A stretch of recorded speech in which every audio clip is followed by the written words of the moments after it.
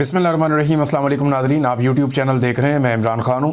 ख़बरें इंपॉर्टेंट हैं लेकिन बहुत बड़ी तादाद में नहीं है। तो ये मलिक रियाज़ वाले मामले में एक ख़बर चली है और ये ख़बर जब शुरू हुई तो कुछ मोतबर सहाफ़ियों ने ये ख़बर दी कि मलिक रियाज़ की कोई डील हो गई है आर्मी चीफ़ से। और मलिक रियाज़ साहब जो बहुत बड़े प्रॉपर्टी टाइकून हैं, पहले इन्होंने पाकिस्तान के अंदर बहुत सारे प्रोजेक्ट किए, बहुत सारे हवालों से मुतनाज़े भी रहे हैं। उसके बाद मलिक रियाज़ साहब ने जो है वो पाकिस्तान से बाहर बैनुल-अक़वामी सतह पे प्रोजेक्ट शुरू किया। दुबई में इनका बड़ा कामयाब हुआ प्रोजेक्ट और वहाँ पे इन्होंने यानी बहुत सारे ओवरसीज़ पाकिस्तानी वहाँ गए, मैंने उसकी इत्तला ली थी।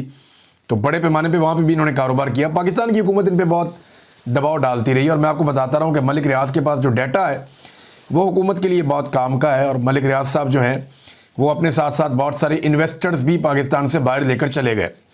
और ये जो पाकिस्तान की रियासती इदारे हैं इसको अपने लिए एक नाकामी समझते हैं कि उनकी अपनी क्रेडिबिलिटी उतनी नहीं है जितनी मलिक रियाज़ साहब ने लोगों को बहुत इन्वेस्टमेंट करवाई और बहुत सारे इन्वेस्टर हैं, उनके नंबर हैं, उनको पता है किसको क्या बेचना है। तो मलिक रियाज़ साहब जो हैं वो एक बहुत बड़े सेलर हैं, वो बड़ी कामयाबी के साथ अपना कारोबार करते हैं। अब उनके बारे में ख़बर ये चली कि उन्होंने कोई आर्मी चीफ से माफ़ी मांग ली। इससे पहले भी कोई एक दो खतूत का जिक्र होता रहा।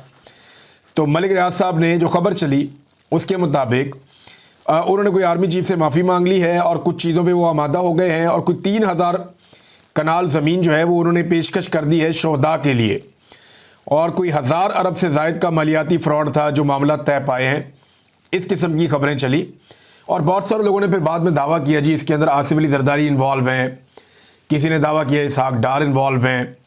कुछ लोगों ने कहा क्योंकि आर्मी चीफ़ के बहुत करीब हैं वो मोहसिन नकवी, तो जनाब मोहसिन नकवी इन्वॉल्व हैं। और ये मामला और डील जो है ये बताई गई कि ये पाकिस्तान के army chief field marshal Asim Munir और मलिक रियाज़ के बीच में हुई है। मामला तय पा गए हैं।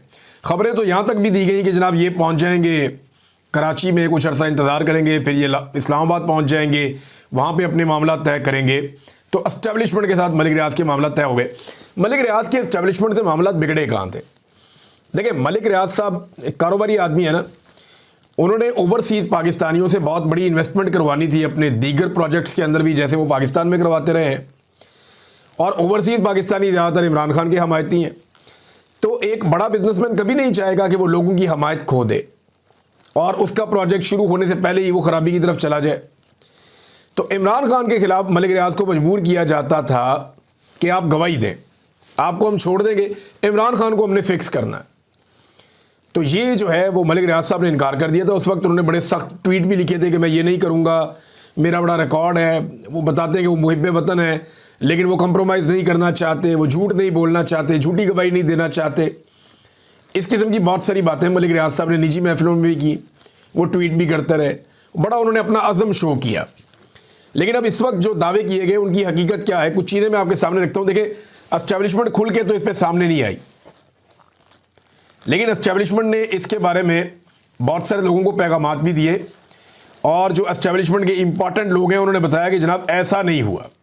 अब जो दावा एस्टेब्लिशमेंट की तरफ से आया है ना, वो पहले मैं आपको पढ़ के सुनाता हूँ, फिर इसके ऊपर एनालिसिस मैं आपको दूंगा कि एक्चुअली मुझे क्या लगता है।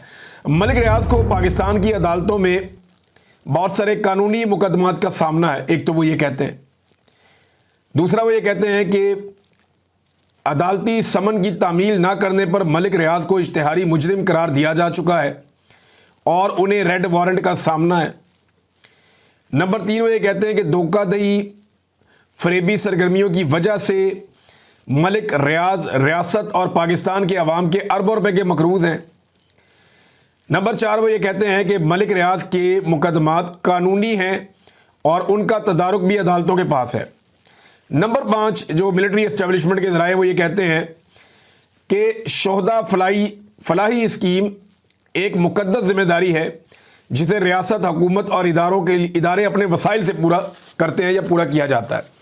ये जनाब जो मौक़िफ़ है उधर एस्टेब्लिशमेंट की जानिब से वो ये है। और ये भी फिर मीडिया पे मुख्तलिफ लोगों ने बताया कि जनाब अब वो डिनाई कर रही है एस्टेब्लिशमेंट या उनके सोर्सेज, वो ये कह रहे हैं कि कोई डील नहीं हो रही। देखिए ये जो चीज़ें बताई गई हैं इसमें मलिक रियाज़ को पाकिस्तान की अदालतों में मुतअद्दिद कानूनी मुकदमात का सामना है। शहबाज शरीफ को भी था, जरदारी को भी था, नवाज शरीफ को भी था।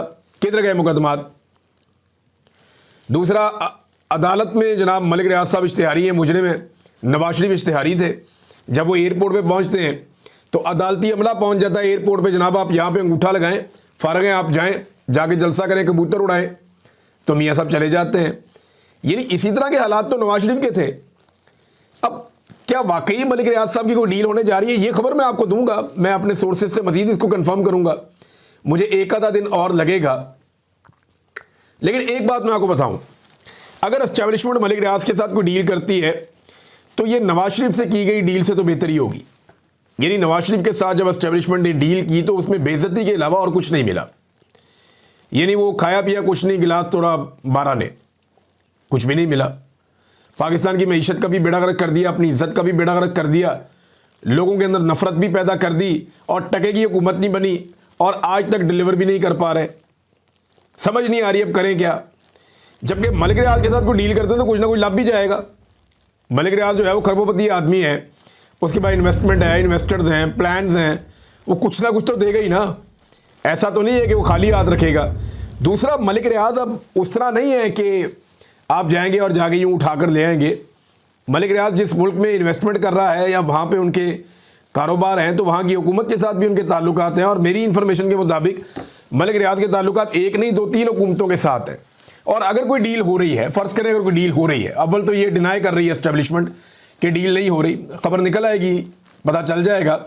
लेकिन अगर तो कोई डील हो रही है तो फिर एक बात आप जहन में रखें कि इसमें फिर जो गारंटर है वो पाकिस्तान के अंदर नहीं हो सकता। ये जिन लोगों के नाम लिए जा रहे हैं ना, आसिफ जरदारी, तो मोहसिन नकवी, तो इसहाक डार, ये लोग कुछ नहीं बेचते।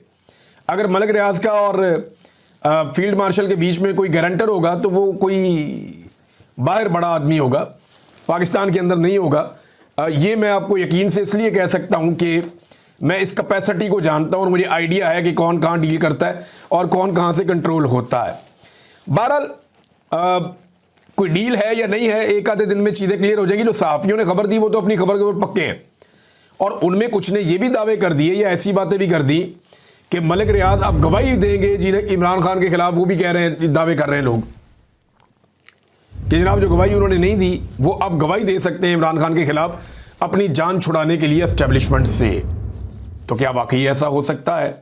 कुछ भी कहना अभी का भलस वक्त है। लेकिन आ जाए अगली खबर की तरफ। एक और बड़ी इंपॉर्टेंट खबर है और वो है फाटा वाला मामला। ये बहुत ही इंपॉर्टेंट है। इस मामले के ऊपर पाकिस्तान तहरीक-ए-इंसाफ ने एक प्रेस कॉन्फ्रेंस भी की है और सारी तफसीलात अवाम के सामने रखी हैं। पीटीआई के रहनुमा ने कहा कि हम वफाकी हुकूमत से मुतालबा करते हैं कि फाटा के लिए अमीर मुकाम की कन्वीनियरशिप में जो कमेटी बनाई गई है उसको तहलील कर दिया जाए। कमेटी बनाना वफाक की सूबे में दखल अंदाजी के मुतरादिफ है। मैंने डाटा आपको बताया था, 13 में से 11 सीटें MPs की जो हैं वो फाटा में PTI की हैं। ऐसा नहीं है, वो अभी इस खबर के अंदर मैंने देखा कि 17 में से 14 MPs PTI के हैं। तो ये तो बहुत बड़ी तादाद है, ये तो लगभग 85% से ज़्यादा है। तो इतनी बड़ी तादाद में एक जमात की नुमाइंदगी है, 85% से ज़्यादा एक सूबे में, तो आप उस जमात को दीवार के साथ कैसे लगा सकते हैं? आप ऐसा कर ही नहीं सकते। उस जमात को आप दीवार के साथ लगा ही नहीं सकते। वहाँ का फैसला तो वहाँ की जमात करेगी, वहाँ के लोग करेंगे।